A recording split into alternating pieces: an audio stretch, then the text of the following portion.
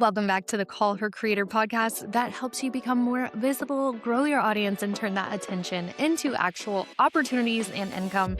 And today I want to talk about something I genuinely did not see coming.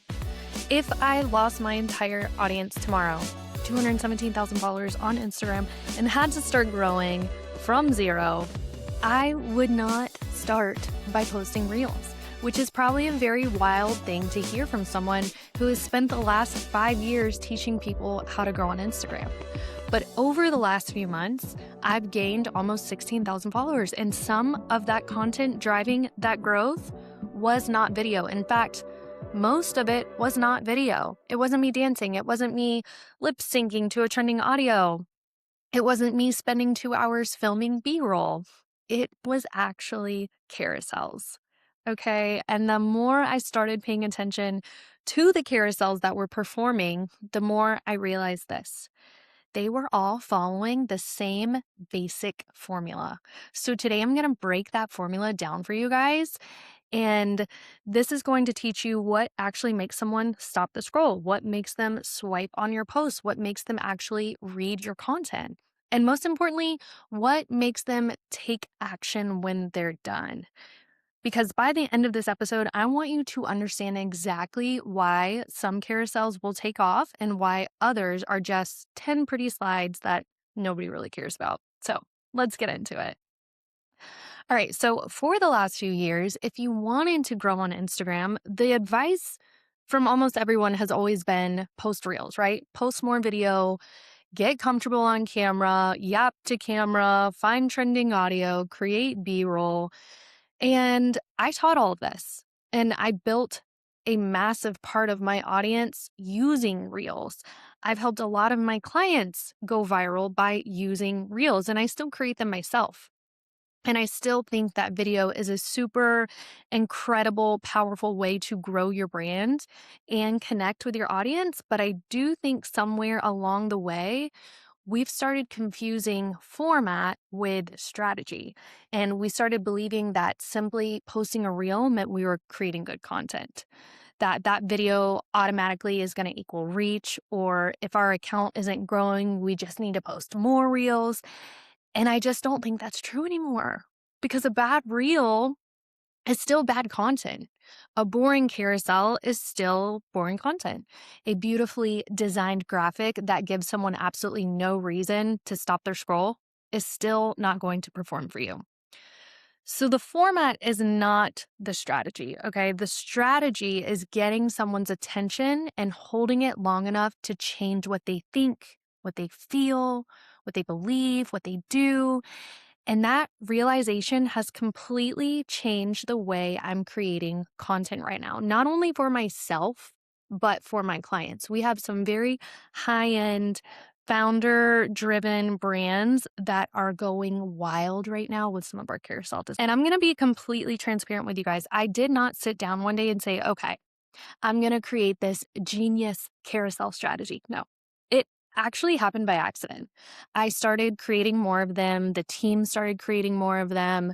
Some performed okay, but some completely took off. Some have reached 1 million views at this point. I have a client right now who used our same exact carousel formula. I'm going to pull this up for you guys actually, because I just sent it to her because me and her both were like, holy crap, this carousel is going off. So let me scroll to her profile. It's super duper crazy. Okay. Oh my God. Okay. It's at 250,000 views right now, 5,774 likes, 118 comments, 94 reposts, and 7,810 shares, guys. That is why it's it blows my mind too, because as I scroll through this carousel, it's basic. It's a basic carousel, but she is using our specific format and it took off for her. So some of these carousels will bring in thousands of new followers. When you learn this basic framework that I'm about to teach you, it's called the visibility framework. You might get, beware, you might get thousands of new followers very soon. You might start generating lots of new sales very soon. Some of these carousels have been shared so many times, and I don't know if you guys remember, but shares are a very good signal to the algorithm that people like what your content is about. So it will keep showing it to more and more people. So, because I am who I am, I started studying these carousels. I wanted to know, why did this one work? Why did someone stop for this one in particular? Why did they keep swiping? Why are they sharing it? Why did they follow me after reading it? Why did they follow my client after reading it? And more importantly, could we redo this again and again and again? And we did. Because I think this is where a lot of creators and business owners get stuck. They have a post go viral and then they think, oh my gosh, it worked. But then they have absolutely no idea why it worked. So guess what? When you have no idea why it worked, you can't replicate it. And then they can't turn that into a strategy. So they're essentially throwing content at the wall and hoping something sticks. And I don't want to build my business on hope. And I know you don't either. I want to understand what's working so I can do more of it. So I started looking at my highest performing carousels. I started looking at the client's highest performing carousels. And what I realized was that even though the topics were very different, because we're all in different niches, the designs were very different, the stories were very different, the goal was very different, the process behind them is almost exactly the same. Every high performing carousel was answering 4 questions. Okay, write this down. 1, what will make them notice? 2, what will make them stop? 3, what will make them keep swiping? And 4, what will make them take the action? Because once they take action, that's when they convert. And that's when I realized I had created a formula without even realizing I was creating a formula. And once I could see it, I couldn't unsee it. So the formula is broken up like this. There's the visual, there's the hook, there's the story, and there's the action. And that is what became what I now call the visibility framework. So for the rest of this episode, I'm going to break down all 4 parts for you, not just what they are, but actually how to think about them, how I think about them when I'm sitting down to create, how our social media managers think about them when they're sitting down to create. Because whether you have 200 followers, 2,000 followers, 200,000 followers, you do not need to keep posting more content and just hoping that something sticks. You just need to understand how to create content that earns attention, and it starts before you ever write that first slide. Okay. So let's get into it. Let me introduce you to the visibility framework. Now, I want to make something really clear. I did not sit down one day and whiteboard all of this and say, okay, I need to make this framework. I didn't do that. I didn't create this formula and then start using it in my content. I just realized I was already using it. And then I finally gave the process a name, because when I looked at the carousels that were getting the most reach, the ones that were bringing in all these followers, the ones that people were sharing, they all had these 4 things in common: the visual, the hook, the story, the action. And I know that sounds so simple, but that is the point. I think we have a tendency to make content creation so much harder than it needs to be. We sit down to create a post and we immediately start saying like, oh, what should I talk about? How should I set this up? Wait, what's trending right now? What does the algorithm want? What font should I use? And before we've created a single thing, we're overwhelmed. And then we just get analysis paralysis and we stop because too many decisions. So I realized when I create the best content, I'm not thinking about 47 different things. I'm answering 4 questions. What is going to make someone notice? That's the visual. What's going to make them stop? That's the hook. What's going to make them keep swiping? That's the story. And finally, what is going to make them do something? That's the action. Visual, hook, story, action. What I love about this framework is that it forces you to stop thinking about content as just something that you post and start thinking about the journey you're taking someone on. Because think about it. Someone cannot buy from you if they don't notice you. They cannot trust you if they never have a reason to trust you or to keep consuming your content. And they can't take action if you never clearly tell them what to do next. Each part of this framework earns the next. The visual earns that stop. The hook earns the swipe. The story earns their trust, and then the trust earns the action. So if your content isn't performing, I want you to stop immediately assuming that you need to post more, and I want you to ask yourself, where am I losing them at? Why are they not noticing this post? Are they seeing it, but the hook isn't strong enough? Are they stopping, but losing interest? I want you to honestly go through the last couple carousels that you've posted and do an analysis on what your hook was. What did your visual look like? What did your font look like? And that's where we're going to break down all of this. So, starting with that very first part of the framework, and probably the most overlooked, is the visual. This is part one, the visual, okay? What is going to make someone notice? And I think this is probably the most overlooked part of content creation because everyone is obsessed with their text hook. How to write a better text, 100 hooks to steal, the hook that got me 1,000,000 views, the 7 words you need to put on your first slide. And yes, hooks are incredibly important. They're probably the top thing out of the framework that I overthink a lot. And we're going to talk about that next. But the first thing that someone sees is the visual.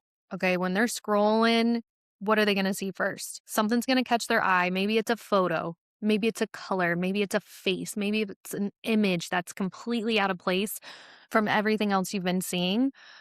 Whatever it is, something makes your brain go, wait, let me look at this. And that moment happens before you've consciously decided whether the content is even valuable to you. So that is the job of the visual. And I think one of the biggest mistakes business owners make, founder-led brands make, is they assume that a good visual means a beautiful graphic, but it doesn't actually. Your content doesn't need to look like it belongs in an art museum. You do not need to be a graphic designer. Every single post doesn't have to perfectly match the aesthetic of your Instagram feed. That's not the goal. You'll be surprised. Some of the best visuals have just been photos in my camera roll. Honestly, it's like sometimes a random photo I took on my iPhone in a mirror, right?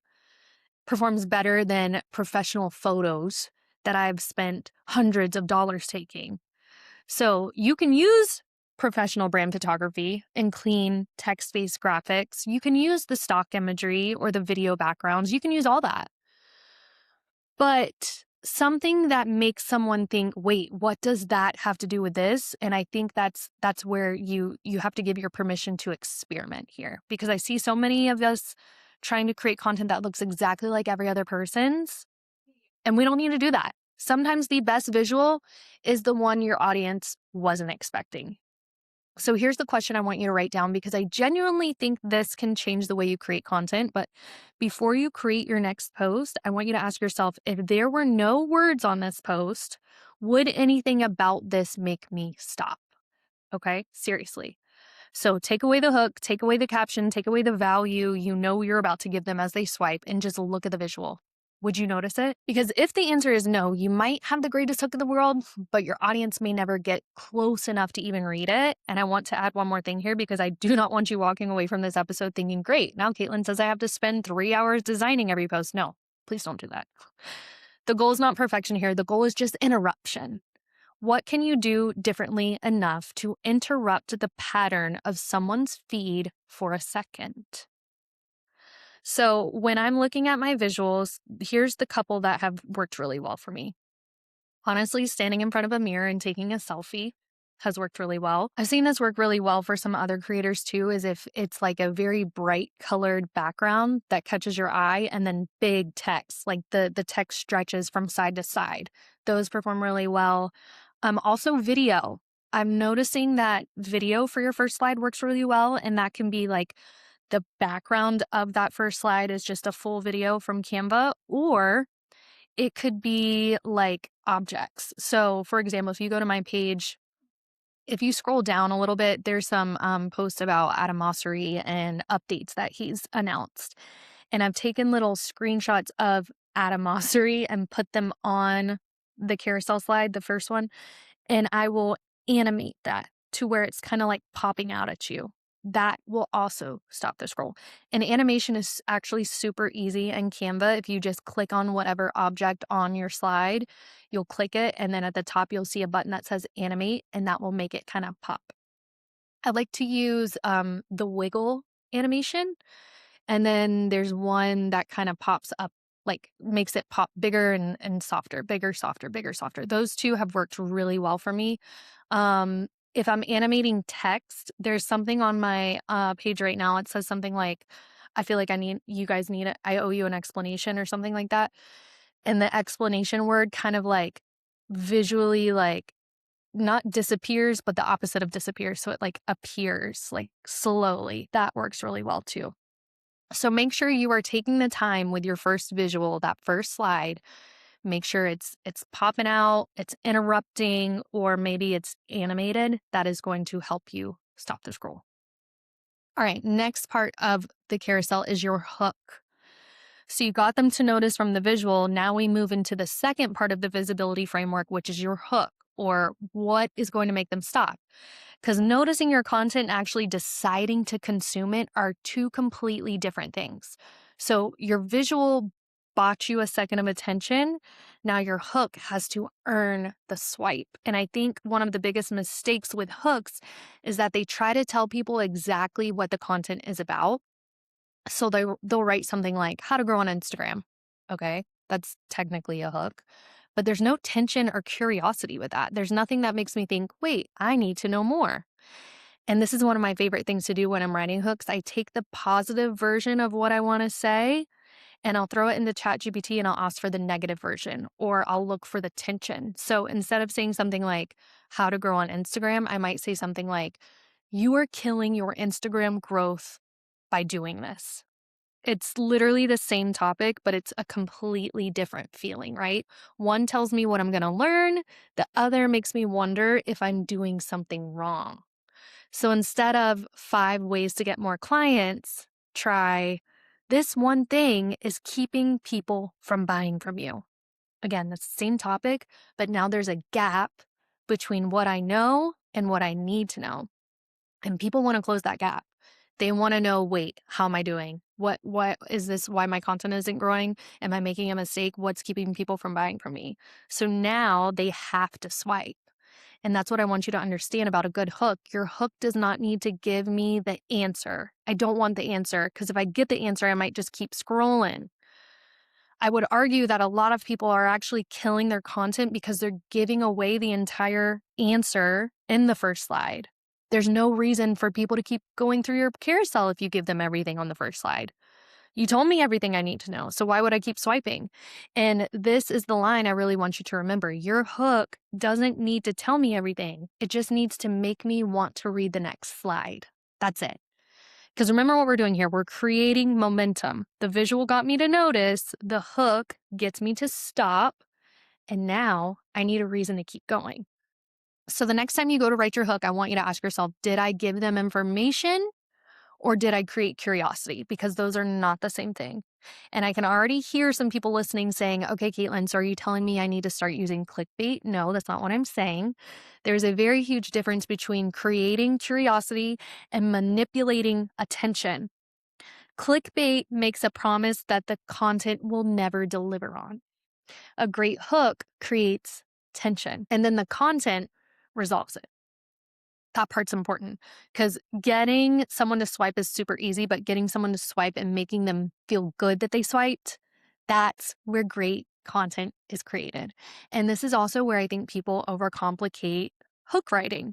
You don't need to reinvent English language every time you post. You just need to understand what your audience already wants, what they're afraid of, what they're frustrated by, what they might be doing wrong, or what they desperately want to know.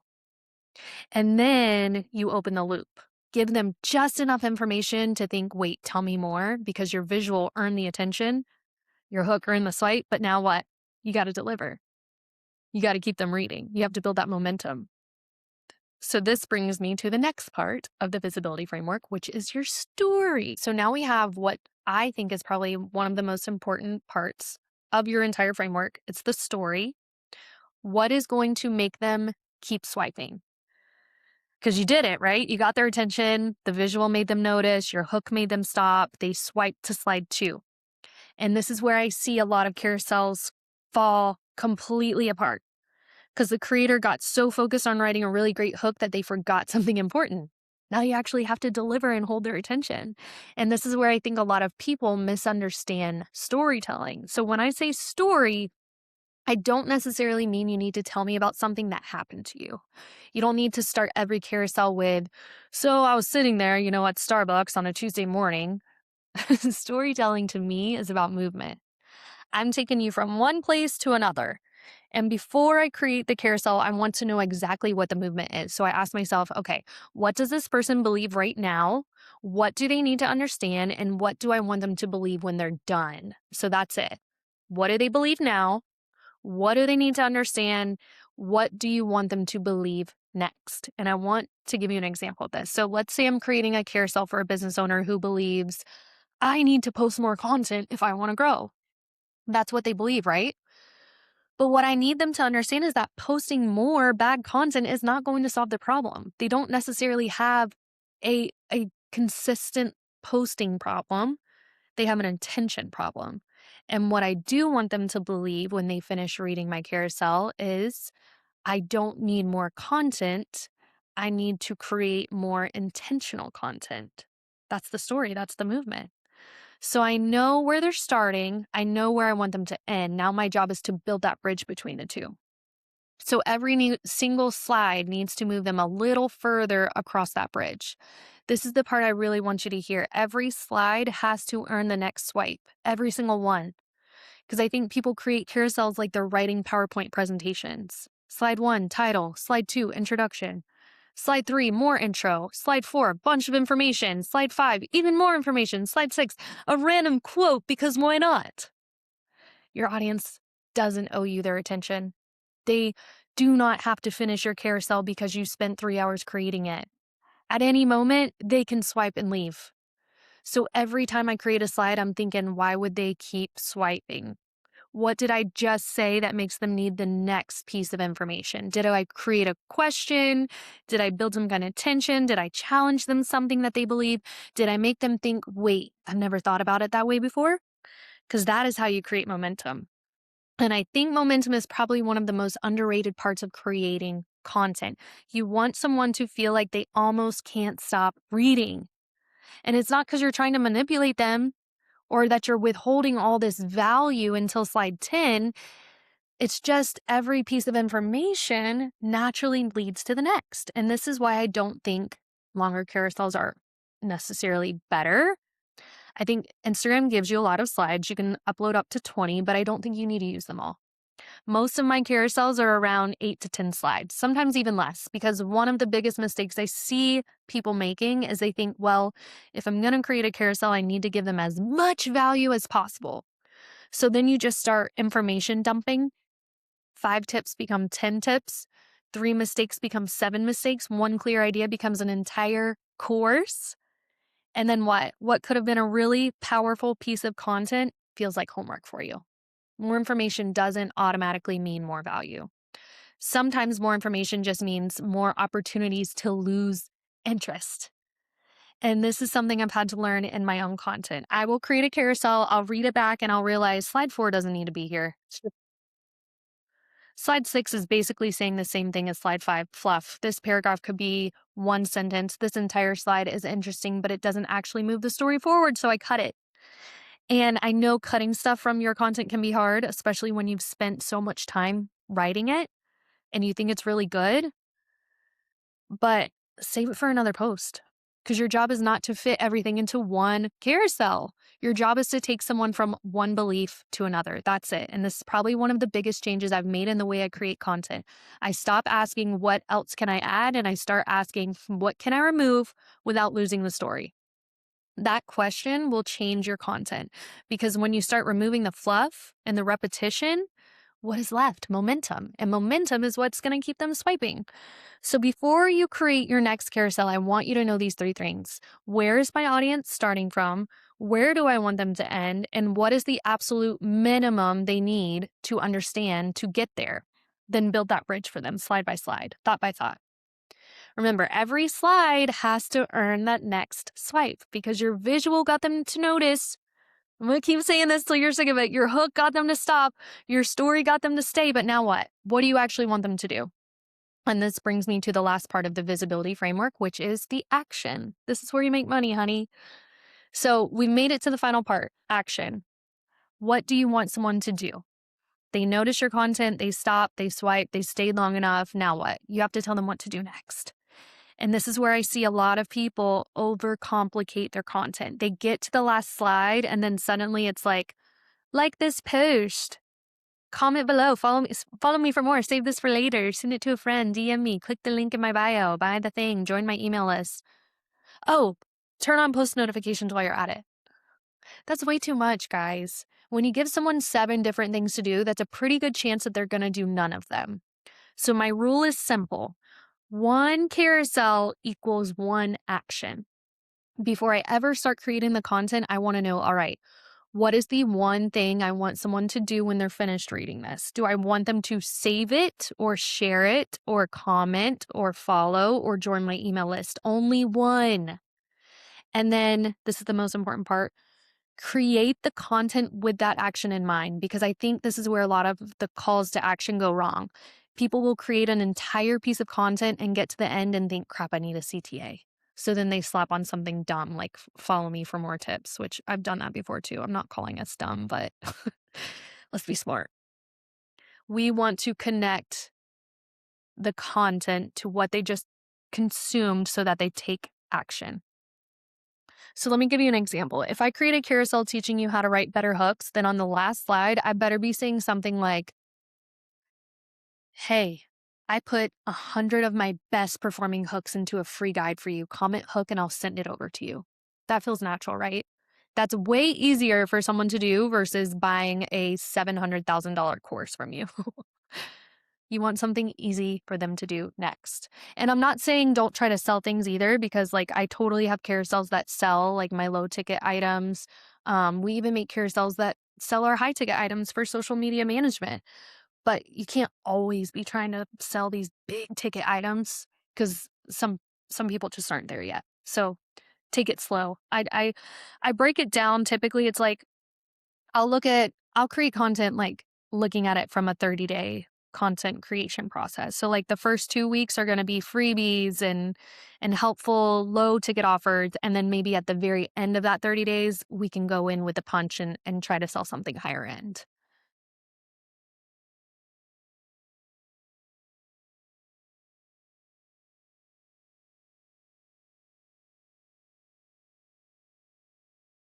To be honest with you, like I know I'm talking about the call to action at the very end of all of this, but I do think you need to have your call to action in mind before you even start this process.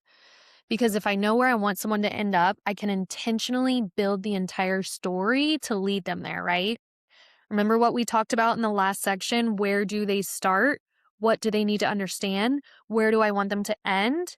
Your CTA is the answer to, okay, now what? And so that's exactly what I've done with this episode. I wanted to teach you the strategy behind my carousels. I want you to understand why they're working. I want you to see that high performing content isn't about just throwing pretty slides together and hoping for the best. There's an entire process behind it. But I also know that learning the strategy is one thing. Actually sitting down and creating the content is something completely different, which brings me to the obvious next step. All right, so there you have it. We've got visual, hook, story, action. That is what makes up the visibility framework. So now you kind of understand how to make a really good carousel, right? Now, some of you are like, this is really great, Caitlin. Thanks so much for teaching it to me, but I don't have time to do this. Got you. That is where my visibility vault comes into play. So the visibility vault is 150 plus Canva templates that we have created using this visibility framework. These are tried and tested.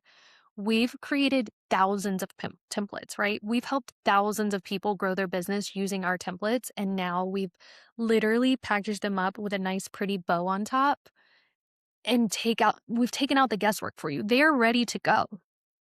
The hook's in there, the visuals are in there, the design's in there. All you need to do is fill out the hook, right? Like there will be like fill in the blank hooks for you. The stories are kind of going to be fill in the blank. You can totally use ChatGPT to help you write the stories, or you can use our prompt starters that are inside of these templates. There are some trendy templates in there that everyone is loving right now. There are some templates in there that you can literally reuse over and over again. They are all packaged for you inside of the Visibility Vault. And we've also included a list of 100 plus captions to go with it.